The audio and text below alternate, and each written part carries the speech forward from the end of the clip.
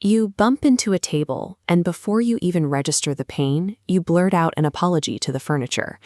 We see people reflexively say sorry for situations outside of their control or for the smallest possible inconveniences.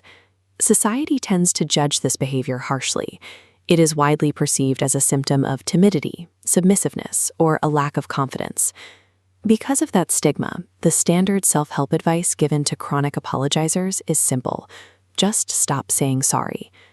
Viewing the chronic apology as a simple character flaw overlooks the complex psychological function the behavior serves. Over-apologizing is a deeply ingrained, highly calibrated trauma response. This diagram illustrates exactly what that means. A trauma response in this context is an involuntary reflex, a rapid, closed-loop cycle triggered instantly by a stimulus.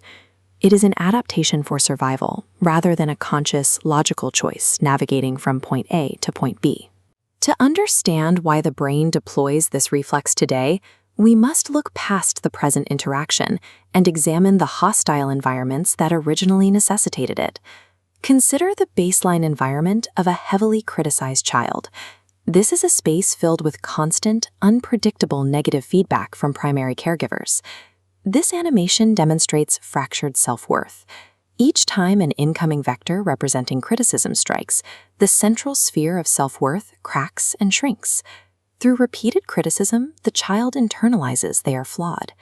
This internal fracture creates a permanent oscillation, questioning their relational standing. Because a young child is dependent on their caregiver for food, shelter, and survival, the young brain processes this state of chronic relational instability as an existential threat. Faced with that danger, the child's mind adapts. It develops a proactive strategy to neutralize the threat of caregiver conflict and secure its own safety. The child utilizes preemptive approval seeking.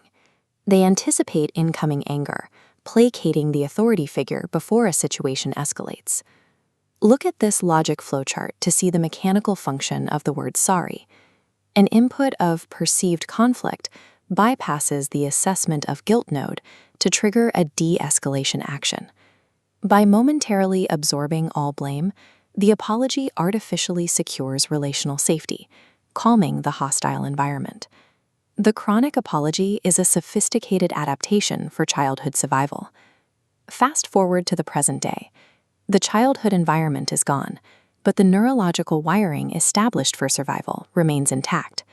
The adult brain continues to misinterpret benign everyday interactions as potential threats.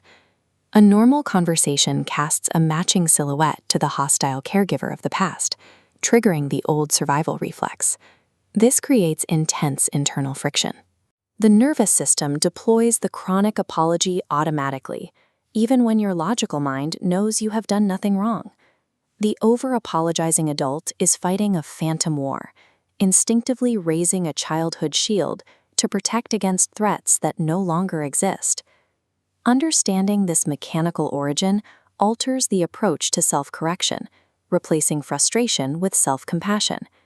You can acknowledge the past utility of your apologies and thank your brain for keeping you safe when you were small and vulnerable.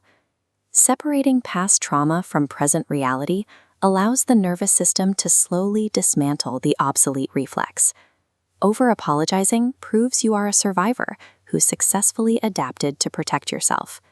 Recognizing exactly why you do it proves you are now safe enough to exist without the armor.